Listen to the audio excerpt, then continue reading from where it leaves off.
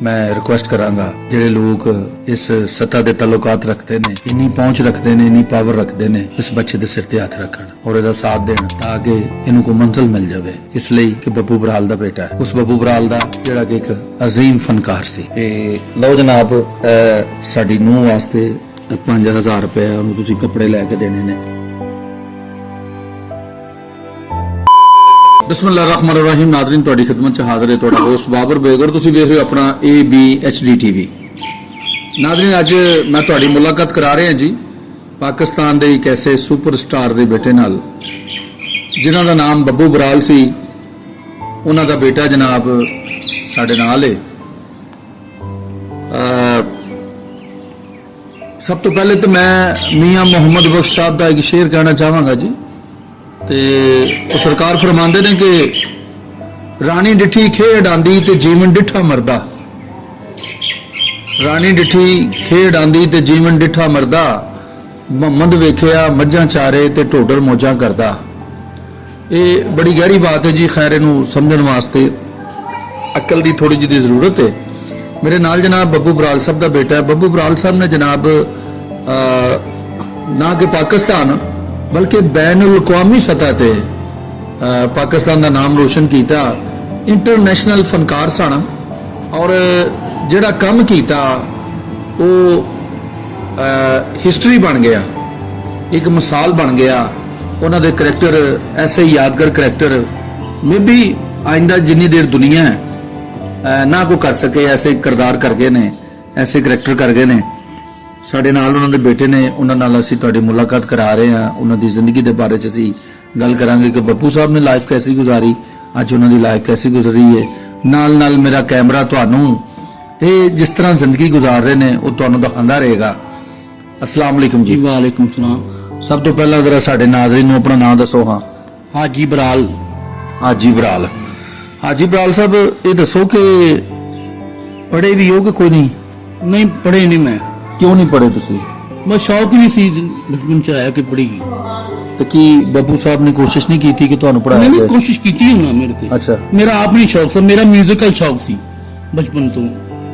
जे school जाना ते मेज बजाण लग पैना, वो घरों उन्हां लामा कलिया कि भाई ये मेज बजांदा है, इनू ना स्कूल पाओ, ये कोई होर काम करना चाहता है।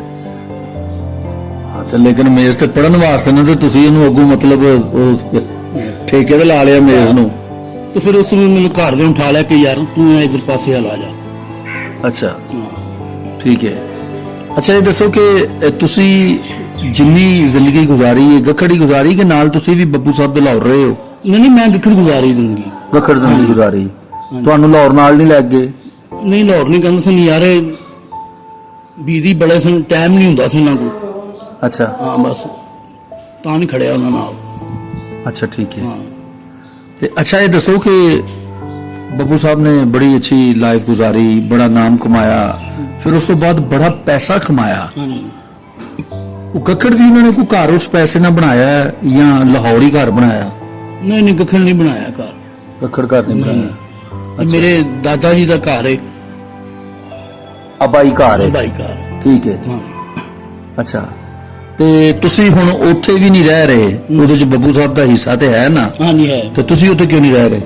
बस मैं आप नहीं रह रहा, मैं घर से तंग आ गया सा, मैं क्या मैं अपनी जिंदगी गुजारा। ਠੀਕ ਹੈ। हाँ। ਉਸ ਘਰ ਚ ਕਿੰਨੇ ਘਰ ਰਹਿੰਦੇ ਨੇ ਹੁਣ? कोनी ताला लगा होया है घर नूं उसनूं। ਅੱਛਾ। हाँ जी।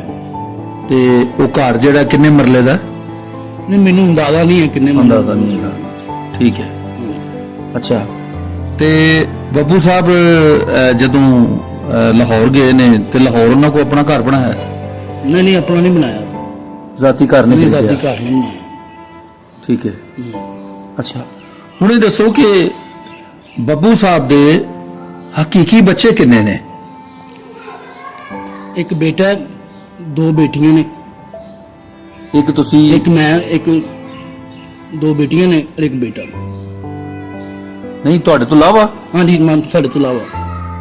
ਨਹੀਂ, ਜਿਹੜੇ ਬੱਬੂ ਸਾਹਿਬ ਦੇ ਹਕੀਕੀ ਬੱਚੇ ਨੇ ਮੈਂ ਉਹ ਪੁੱਛ ਰਿਹਾ, ਜਿਹੜੇ ਮਤਲਬ ਬੱਬੂ ਸਾਹਿਬ ਦੀ ਔਲਾਦ ਨੇ ਮੈਂ ਉਹਨਾਂ ਦੀ ਗੱਲ ਕਰ ਰਿਹਾ। वो भी बब्बू साहब की औलाद ने, दूसरे बच्चे भी। अच्छा, मतलब दूसरी शादी उन्होंने लाहौर की थी? लाहौर की थी। ठीक है। ਉਹਦੇ ਚੋਂ ਕਿੰਨੇ ਬੱਚੇ ਨੇ ਉਹਨਾਂ ਦੇ? ਇੱਕ ਬੇਟਾ ਹੈ, 2 ਬੇਟੀਆਂ ਨੇ। ਇੱਕ ਬੇਟਾ 2 ਬੇਟੀਆਂ ਨੇ। ਅੱਛਾ ਠੀਕ ਹੈ। ਅੱਛਾ ਜੀ। ਤੇ ਬਹਰਹਾਲ ਅੱਲਾਹ ਤਾਲਾ ਜੰਨਤ ਨਸੀਬ ਕਰੇ। ਮੰਜ਼ਰ ਅਮੀਨ ਸਾਹਿਬ ਚੁੱਕਿ ਉਹ ਮੇਰੇ ਨਾਲ ਹੁੰਦੇ ਸਨ, ਆਖਰੀ ਜ਼ਿੰਦਗੀ ਦੇ ਅਯਾਮ ਸਾਰੇ ਉਹਨਾਂ ਦੇ ਮੇਰੇ ਨਾਲ ਗੁਜ਼ਰੇ ਨੇ। ਅੱਲਾਹ ਤਾਲਾ ਉਹਨਾਂ ਨੂੰ ਆਪਣੀ ਜਵਾਰੇ ਰਹਿਮਤ ਜਗ੍ਹਾ ਅਤਾ ਕਰੇ।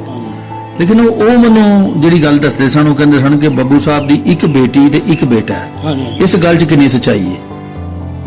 ਇਹ ਵੀ ਸਹੀ ਕਹਿ ਰਹੇ ਨੇ।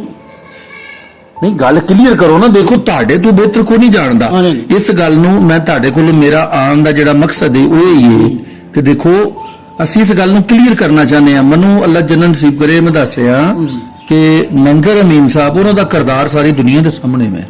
ਠੀਕ ਹੈ, ਅਲਹਮਦੁਲਿਲਾ।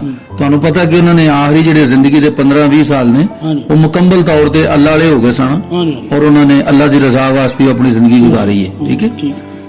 ਹੁਣ ਉਹ ਕਹਿੰਦੇ ਸਨ ਬੱਬੂ ਸਾਹਿਬ ਦੇ 2 ਬੱਚੇ ਨੇ। ਕਿਉਂਕਿ ਤੁਹਾਨੂੰ ਪਤਾ ਕਿ ਤੁਹਾਡੇ ਵਾਲਿਦ ਸਾਹਿਬ ਦਾ ਮੰਜ਼ਰ ਸਾਹਿਬ ਨਾਲ ਕੀ ਸਿਲਸਿਲਾ ਸੀ। ਹਾਂਜੀ, ਬਚਪਨ ਤੋਂ ਮੈਂ ਚਾਚੂ ਨੂੰ ਸਾਡੇ ਚਾਚੂ ਨੇ ਤੁਹਾਡੇ। ਨਾਜ਼ਰੀਨ, ਮੈਂ ਦੱਸਦਾ ਚੱਲਾਂ ਜੀ, ਬੱਬੂ ਬਰਾਲ ਸਾਹਿਬ ਜਿਹੜੇ ਨੇ, ਜਦੋਂ ਬੱਬੂ ਬਰਾਲ ਸਾਹਿਬ ਦਾ ਸਟਰਗਲ ਦਾ ਦੌਰ ਸੀ, ਮੰਜ਼ਰ ਅਮੀਨ ਸਾਹਿਬ ਦੇ ਇੱਕ ਦੋਸਤ ਸਨ, ਉਹਨਾਂ ਦਾ ਇੱਕ 뮤직 ਸੈਂਟਰ ਹੁੰਦਾ ਸੀ ਜੀ ਗੁਜਰਾਲੇ ਦੇ ਵਿੱਚ, ਸੂਈ ਗੈਸ ਰੋਡ ਤੇ, ਉੱਥੇ ਗਿੱਲ ਰੋਡ ਤੇ, ਉੱਥੇ ਇੱਕ ਵੀਡੀਓ ਸੈਂਟਰ ਹੁੰਦਾ ਸੀ। ਵੀਡੀਓ ਸੈਂਟਰ ਚੁੱਕੇ ਮੰਜ਼ਰ ਸਾਹਿਬ ਵੀ ਆਰਟਿਸਟ ਸਨ, ਤੇ ਆਰਟਿਸਟ ਜਿਹੜਾ ਹੁੰਦਾ ਹੈ ਉਹਦਾ ਇਹੋ ਜਿਹੀ ਦੁਕਾਨ ਤੇ ਜਾਂ ਇਹੋ ਜਿਹੀ ਜਗ੍ਹਾ ਤੇ ਬੈਠਣ ਦੀ ਰੂਹ ਜਿਹੜੀ ਉਹਦੀ ਤਾਜ਼ਾ ਰਹਿੰਦੀ ਹੈ। ਉੱਥੇ ਬੈਠਦੇ ਸਨ। ਉਹ ਫਿਰ ਇਹ ਹੋਇਆ ਕਿ ਉਹ ਦੁਕਾਨਦਾਰ ਆਪ ਘੱਟ ਬਹਿੰਦਾ ਸੀ, ਉਹ ਮੰਜ਼ਰ ਸਾਹਿਬ ਨੂੰ ਉੱਤੇ ਚੜ ਕੇ ਚਲਾ ਜਾਂਦਾ ਸੀ। ਉਸ ਤੋਂ ਬਾਅਦ ਫਿਰ ਬੱਬੂ ਬਰਾਲ ਸਾਹਿਬ ਵੀ ਉੱਥੇ ਜਾ ਕੇ ਬਹਿਣਾ ਸ਼ੁਰੂ ਹੋ ਗਏ ਮੰਜ਼ਰ ਸਾਹਿਬ ਕੋਲ। ਔਰ ਉਸੇ ਹਵਾਲੇ ਨਾਲ ਚੁੱਕੇ ਜਦੋਂ ਜਿਵੇਂ ਜਿਵੇਂ ਸਰਵਾਈਵਲ ਕਰਦੇ ਗਏ, ਅੱਗੇ ਜਾਂਦੇ ਗਏ, ਉਸ ਤੋਂ ਇਲਾਵਾ ਉਸ ਦੁਕਾਨ ਦੇ ਬੜੇ ਬੜੇ ਫਨਕਾਰ ਬਹਿੰਦੇ ਰਹੇ। ਫਿਰ ਤੁਹਾਡੇ ਨਾਲ ਮੈਂ ਕੋਈ ਸਟੋਰੀ ਡਿਸਕਸ ਕਰਾਂਗਾ। ਅੱਛਾ, ਇਹ ਜਿਉਂ ਅੱਗੇ ਜਾਂਦੇ ਰਹੇ, ਉਹ ਫਿਰ ਇਹਨਾਂ ਦਾ ਸਾਥ ਜਿਹੜਾ ਉਹ ਪੁਰਾਣੇ ਵਕਤ ਦਾ ਜਿਹੜਾ, ਨਾਲੇ ਉਸ ਦੌਰ ਦੇ ਉਹ ਸਾਥ ਸਨ। ਤੇ ਉਹ ਫਿਰ ਜਦੋਂ ਬੱਬੂ ਸਾਹਿਬ ਦਾ ਟਾਈਮ ਬਹੁਤ ਲੰਬਾ ਪੀਰੀਅਡ ਚਲਾ ਗਿਆ, ਉਹ ਫਿਰ ਇੱਕ ਟਾਈਮ ਉਹ ਵੀ ਆਇਆ ਕਿ ਜਦੋਂ ਉਹਨਾਂ ਕਹੇ ਯਾਰ ਮੰਜ਼ਰ ਮੇਰੀ ਡੇਟ ਜਿਹੜੀ ਹੈ ਨਾ ਉਹ ਤੂੰ ਹੀ ਸਿਲੈਕਟ ਕਰ ਲਿਆ ਕਰ।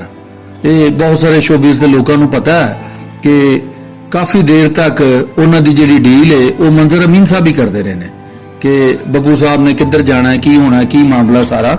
तो चूंकि उन्होंने मंदिर साहब दे ही, चूंकि बब्बू साहब की मसूफीयत मंदिर साहब की उस हिसाब नाल नहीं सी, लेकिन बब्बू बराल साहब की मसूफीयत बहुत ज्यादा सी। इस करके फिर उन्होंने जिहड़ी ड्यूटी है ये मंदिर अमीन साहब की लाती। अच्छा जी, हुण ये गल पहला क्लीयर करो कि मंदिर अमीन साहब ये कहते सन कि जिहड़े बच्चे ने बब्बू बराल साहब दे वो 2 बच्चे ने, एक बेटा है एक बेटी है। हुण तुसीं 4 कह रहे हो, ये क्लीयर करो जरा लोकां नूं। एक तो पिछों शादी